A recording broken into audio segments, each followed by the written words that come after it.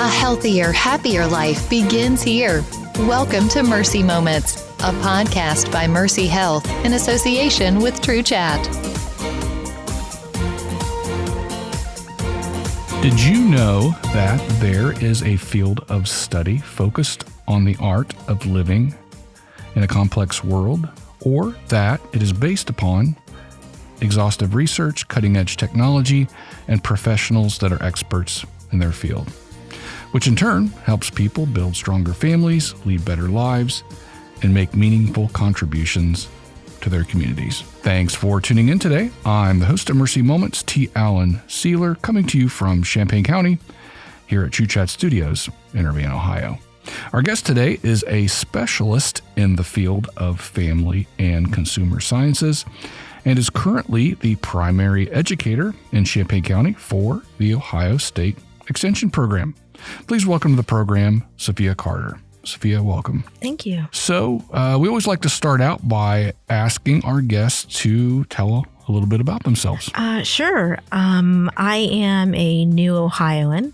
I started my position in the county on July 1st of this year. And I actually live in Miami County, and it's on my spouse's family's farm.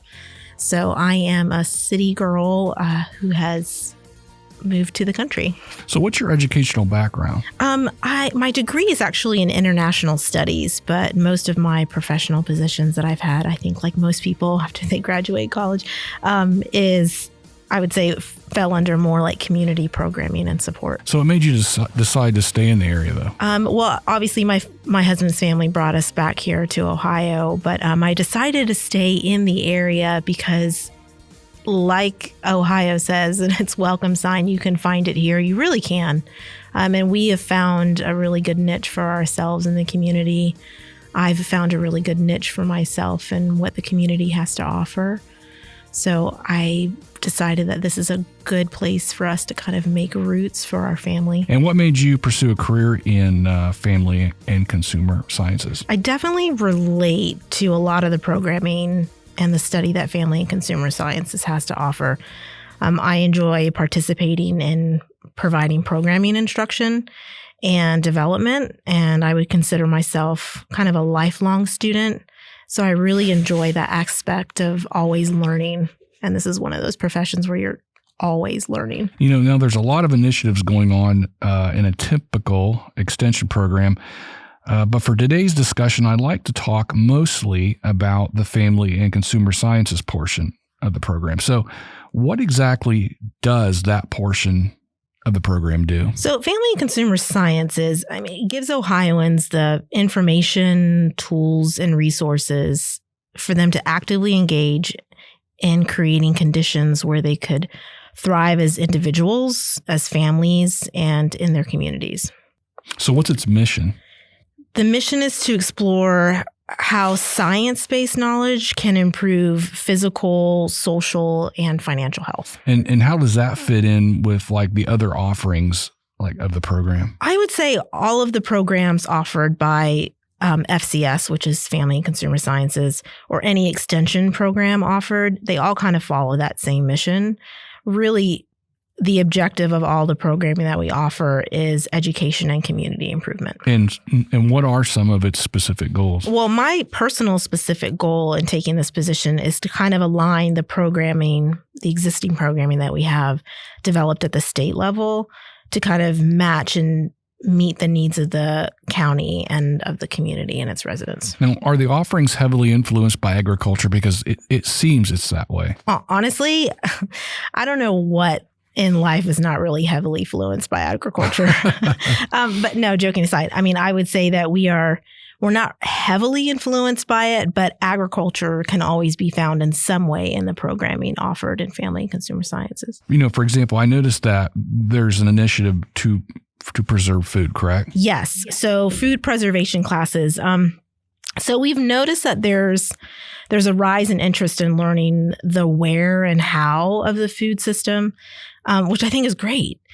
We should all really take a strong interest in that. I often think of that saying, farm to table. Food preservation has been around for a long time. It's nothing new, but through technology and agricultural development, the personal practice of food preservation is just not as common, but it's making a comeback. And whether it's as a novelty or a throwback to kind of old traditions or even a new approach, still involves the need for science and safety. So our foods have changed, how we grow them has changed, and the generational or traditional recipes and farm practices often don't take that into account. So we provide the training and resources so that people can kind of hold on to those recipes and traditions, but we provide them with the most up-to-date science and testing and food safety data. So you can kind of continue with these traditions and these techniques, but you're reducing the risk of any potential foodborne illness or injury. Now, some programs have a master gardening class as well, correct? Yes. So this program is actually coordinated by our agricultural and natural resources specialty at our extension office. So our master gardeners are a volunteer group. They're comprised of local residents. Interesting. And they're coordinated by that A&R educator at the county level. So each year we open the program for new volunteers to join and become a master gardener. And then they often volunteer their services in the community, and they're a really great resource for like gardening knowledge and questions. And you can call our office anytime and even leave a message for one of our master gardeners, and you can receive a follow-up. And there's initiatives to promote food safety as well, correct? Yes. So for us and most extension offices, the county will partner with their local health department, and they will become typically like an instructor for Serve Safe. This is the food and alcohol safety training for food service professionals. Yeah. So I actually recently completed both the instructor and the proctor training for this program. And so I'll be working on a schedule and offering this in the new year. And who certifies that? That's certified by the Ohio Department of Health. I see. Mm-hmm. So what other offerings might there be in a program that we haven't touched on? Sure. Aside from health and wellness, and we also have parenting classes, healthy financing, of course, obviously agriculture, and then there's youth development. So who decides what's appropriate for a program?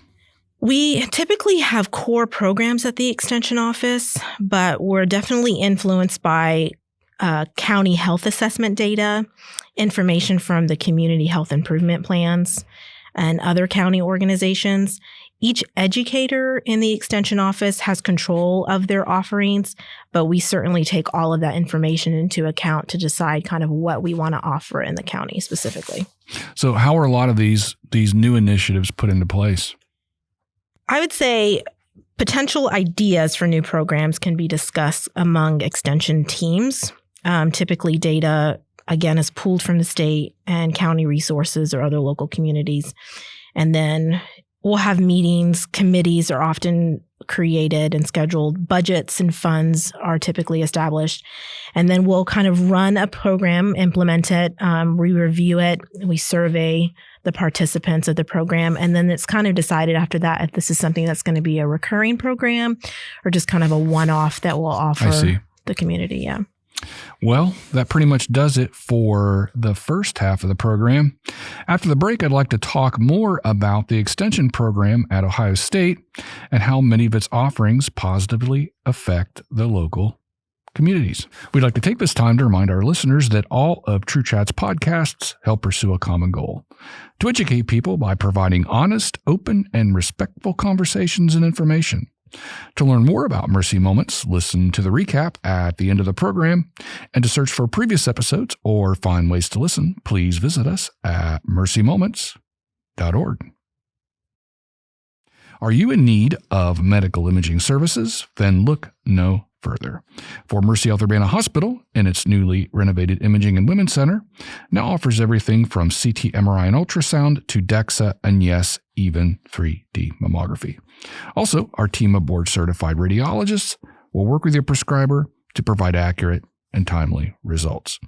To learn more about medical imaging services, please visit us at mercy.com. Welcome back. So our topic today has been about family and consumer sciences, and our guest has been Sofia Carter. Sofia, welcome back. Thank you. So how exactly did Ohio State's Family and Consumer Sciences program get started? This is actually one of my favorite questions that I get asked often, and I kind of have to start with a little bit of history. So In 1862, Wow. yeah, I'm taking you back a little ways, Congress passed the Morrill Act. So this essentially allowed the creation of a university in each state. And that university would provide education to citizens in agriculture and mechanical fields. So it was kind of very limited at that point. They are called land-grant universities. So the Ohio State University is Ohio's land-grant university. And then some time passed, and in 1914, Congress passed the Smith and Lever Act to establish the cooperative extension services of now what you guys know as extension offices in each state. I see. So, and this is a state-by-state network of educators, and they provide, it's air quotes, kind of extended, and that's where our name comes from, university knowledge to people throughout the county. Extensions are a partnership between the U.S. Department of Agriculture and the nation's land-grant universities. So as universities obviously diversified their offerings from strictly agriculture and mechanical fields, they needed to adapt and develop resources and knowledge traditionally outside of those fields. Family and consumer sciences is that evolution of these studies. So it's birthed out of the needs of each community and what their needs are. So how are the local communities involved, though? Their extension office is in all 88 counties. I see. So we work together on shared research, data, and programming. And then in each of our local communities, we also work to partner with other organizations. So what are some of the biggest asks or needs from the various communities? Well, each county might vary. It's all dependent on their data. But for Champaign County, we specifically need more community engagement and more options for public transportation.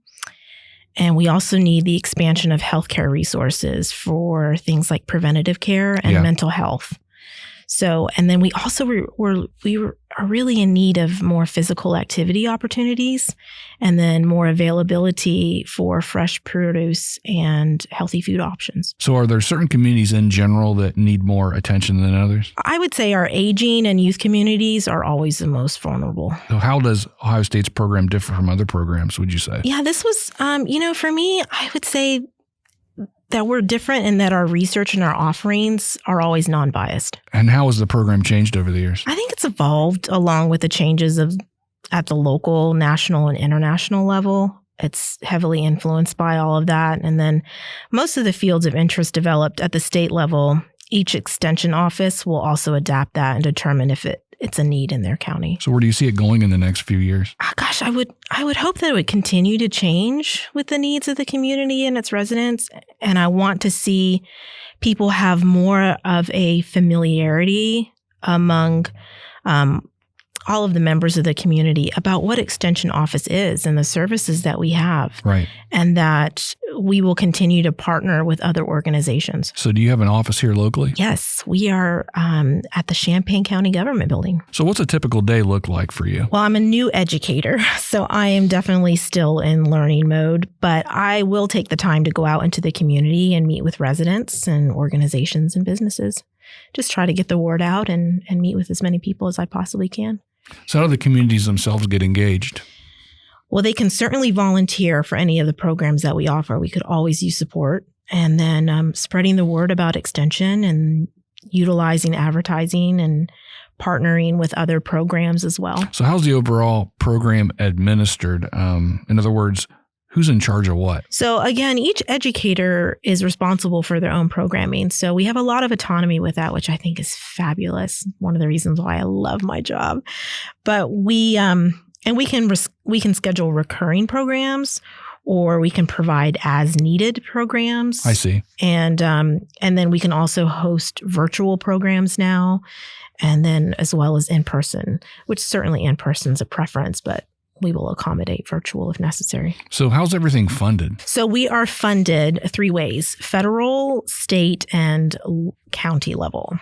So do you guys have a website? Yes, you can find us at champaign.osu.edu. Is that the best way to get a hold of you? It is, or you can actually call our main office. Our number is 937-484-1526.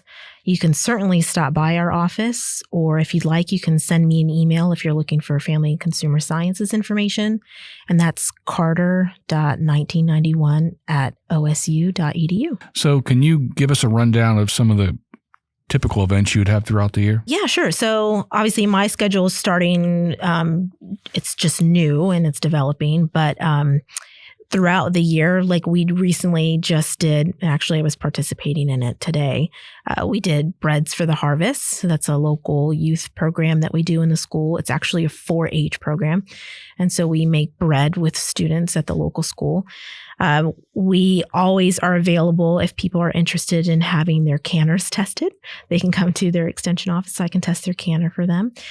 We are at the time of the year where we're taking still applications if people are interested in being a 4-H volunteer. You can certainly call the office and get more information about that 4-H program. There's a specific 4-H educator for that. And then we are also developing programs with our aging community as well. I am trying to go through actually Tai Chi training so that I can kind of offer that in our senior centers and other community organizations. So throughout the year, we kind of just go with what is in season, essentially. So for agriculture, that could be, this is kind of the wind down time for local farmers. So this is where we'll do like pesticide applicator training and things like that. So as the season picks up and the summer picks up, again, we'll do more youth programming related activities, more food preservation activities and things like that. So, and we'll always keep our calendar kind of up to date on our website and also our Facebook account too. Okay, last couple questions. What do you like best about your job? I love the autonomy about my position, but I like the collaboration that I get to have with other people. I am certainly not trying to recreate the wheel in my position for any type of programming that's offered in the county. I want to work collaboratively with other people and the residents as well. So I thoroughly love that I can represent an institution that's continuously studying and researching and continuously learning and changing. So for me, that means that I'm providing the best type of programming for residents because there's very little room for stagnation. So what's the most challenging part of your job? Oh gosh, I would say I think the most challenging and like most positions is sometimes there's a couple hoops that you may have to kind of jump through, permissions that you probably need to get. And all of that stuff just kind of takes time. Other organizations have their processes. I've met with some organizations where, I'm waiting to get feedback or input on something that I've suggested or brought up to them. And I understand that they have to go through their appropriate channels. So I think, that playing that waiting game, being patient, right, is challenging. Well, that pretty much does it for our topic of discussion today. And we like to end the program on something that we like to call Caring Corner. December is right around the corner, and the creators of Mercy Moments would like to remind you that it is Spiritual Literacy Month. So take some time off, find a good book, and learn more about your faith and spirituality. Also, December is Toy Safety Month. And according to the U.S. Consumer Product Safety Commission, there are more than 251,000 toy-related injuries in the U.S. each year, with 72% of those being children under the age of 15. So depending on the injury, call 911, take your child to the nearest emergency room, or seek out less emergent medical care. And finally, according to the Centers for Disease Control and Prevention, proper hand washing can greatly reduce the frequency of certain illnesses and even eliminate the spread of 1 in 5 infectious diseases like the flu. So starting in December, please make proper hand washing a critical part of your overall hygiene ritual. We'd like to end the program today by reminding our listeners that our goal here at Mercy Moments is to promote local resources, awareness, and involvement.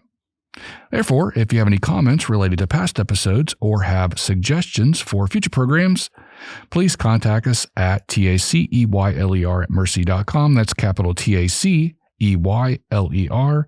@mercy.com. Once again, I'd like to thank my guest, Sofia Carter, for being here. You can listen to Mercy Moments on TrueChat via Spotify, Apple Podcasts, Stitcher, or anywhere else fine podcasts are found. For Mercy Moments, Mercy Health Urbana Hospital, and TrueChat, I'm your host, T. Allen Ceyler. And I'm Sofia Carter. Thanks for listening today. Stay healthy, Ohio.